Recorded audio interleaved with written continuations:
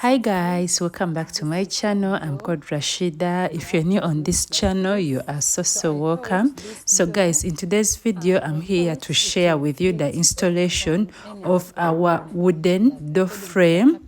No, our wooden door on one of the rooms, which is going to work as our personal storeroom. So guys, I hope you enjoy this video as we do the installation. In case you have, please subscribe to my channel. You can leave a comment down below and don't forget to give this video a thumb up. So enjoy the video. That TV room area is going to work as my personal storage room. So join me on as we are installing in this door on one of the rooms. Yeah, guys. Okay, let us first finish. When we finish, I'll give you a clear picture of how the door looks like, and again how the wooden door frames look like. Kasita luba lujja kuddamu okufuuyibwa nani lulungi.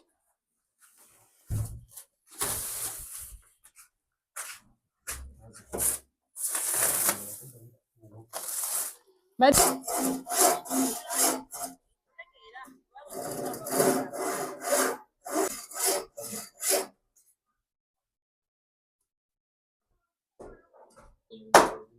eh.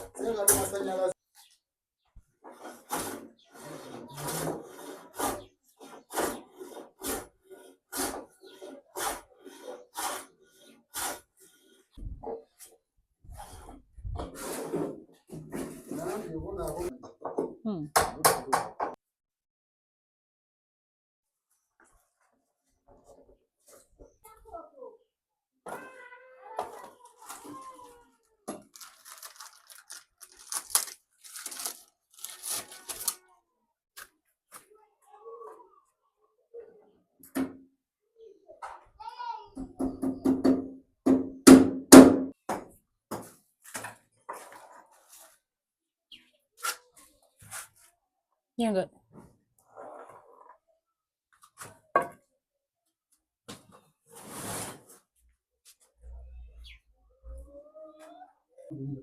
Okay.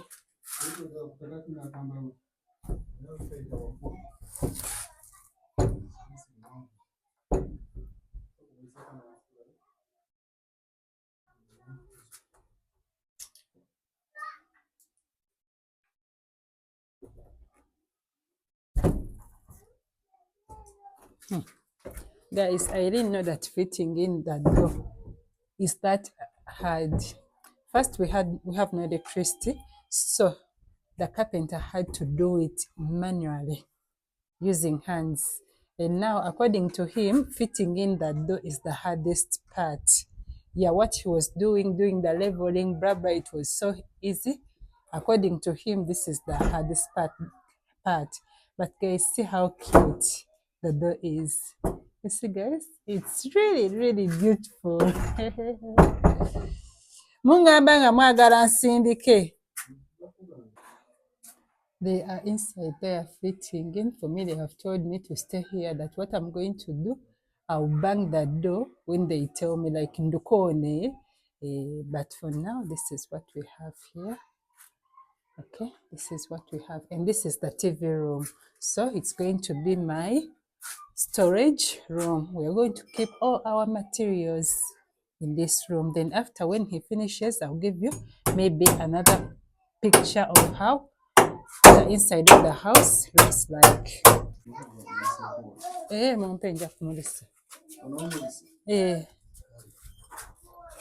Kati mulisa w'okwata eri oba oli waali. Olusikenga luzeewo komyawo wamala wano oluba luzito obeera omu nga teluzitowo obiteekamu maybe nga kiluzito oba wetaaga kuyambako wano kati pateera ekuluma engalo Eh.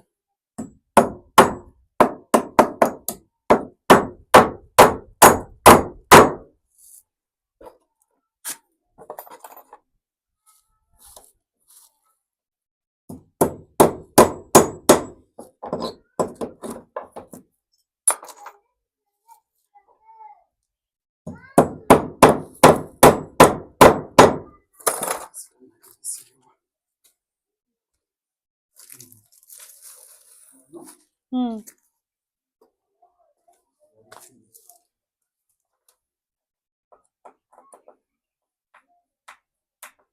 Kuzikuba bukulu nzo kugamba yankosa mulolo gitulusaleko Nga bwanywera dda kalinga kalinga nsipaso kenyonga eruganeko okay osooka olunyweze wansi sukulu zonna wazikuba tewazisibaamu azakwata empozi kati otwa tujja bibyamu tulina sumulula wali wokkaye wano wokka wano tuli wasumulula okay ne tukendeezaako wansi okusinziira kuteuse wanaabazisibye naye tofaayo maybe ndowooza we tunaatuukira awo yaba tulina amasannyalaze amasi ekyo kato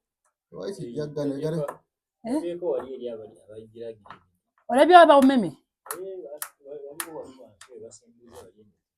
kweno layini yaffe eri erisoidi abo batuli wala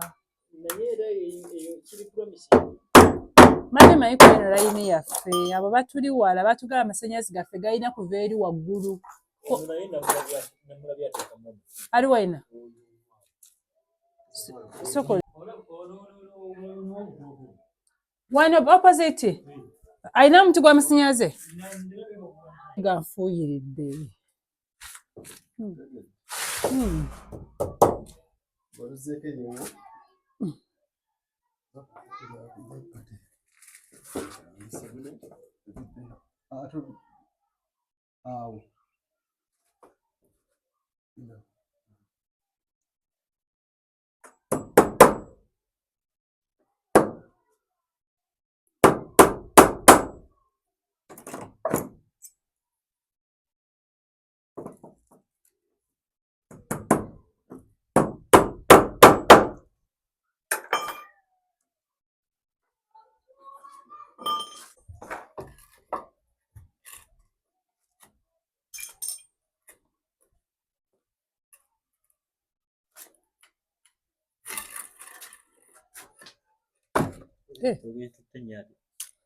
kabuuseeyo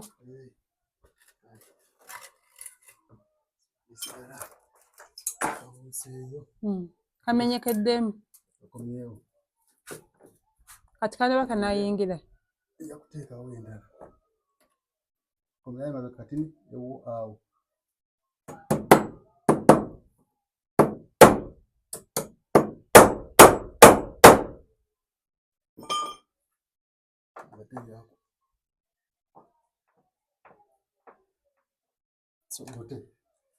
alute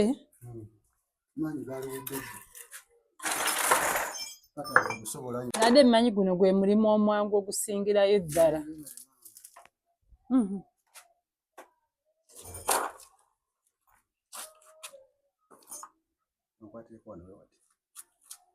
nga bazzeeyo mpola mpola batuyinza okukutula bukutuzi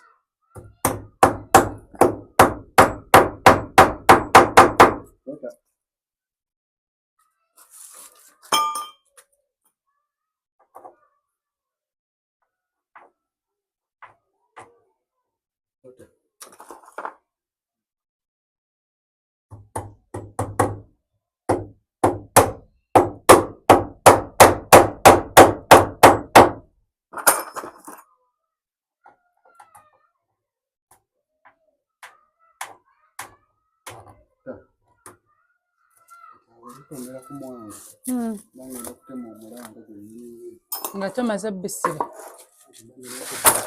okulugyamu katusabe luleme kutomera ayira luyise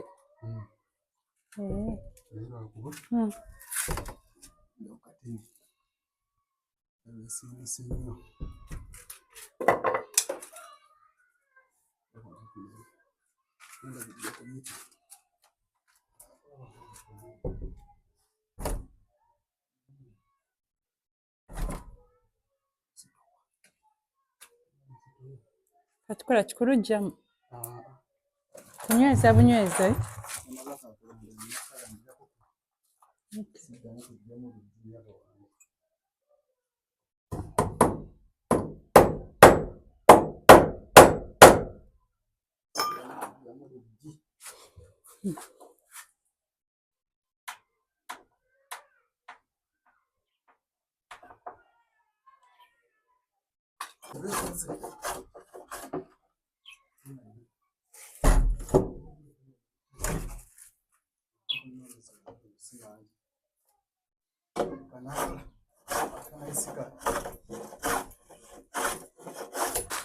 Luganya okweggala. I see that bit.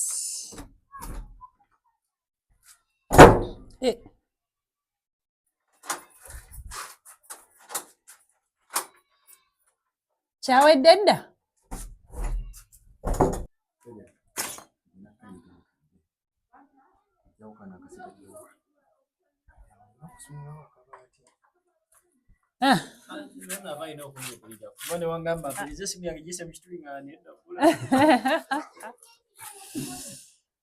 Banaye tweyanzizza, omulimu tegubadde mwangu. Abadde wani gunaaba mwangu. Ale mmanyi genda bba mwangu nnyo. Nga w'okiwulira. Nga w'okiwulira. Si y'amaanyi. Gwe handi tegegiwangaaza naye. Maama. Kajja kuggwamu ako. Kajja kuggwamu. So kajja namu. Katukaleke.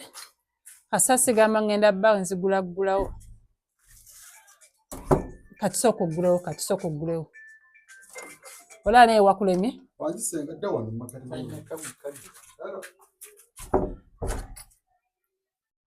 Nsooke ndabe. Kagere naye kirimu kala.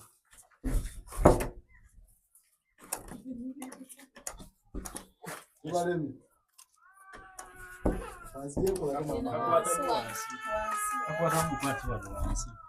Balina sinsaako ne force.